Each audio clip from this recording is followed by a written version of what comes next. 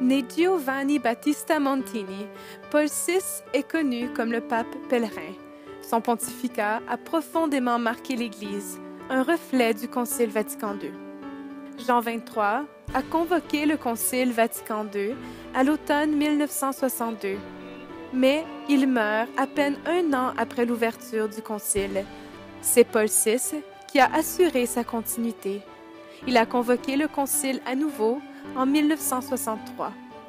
Pour Paul VI, le Concile était une priorité. Il lui a donné une direction claire, il l'a amené à son achèvement. Grâce à lui, ces décrets ont été promulgués.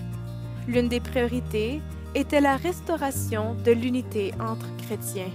Paul VI désirait rétablir le dialogue non seulement avec les autres chrétiens, mais aussi avec les autres religions et les athées. L'histoire nous donne en exemple une rencontre entre Paul VI et le patriarche orthodoxe grec Athénagoras.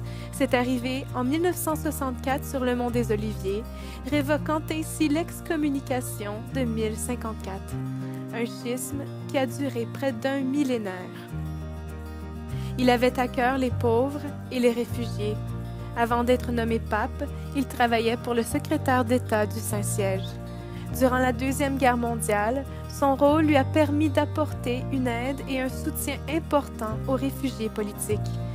Une fois nommé archevêque de Milan, on le surnommait l'archevêque des travailleurs. Il était un ardent défenseur de la doctrine sociale de l'Église, de l'éducation et de la presse catholique.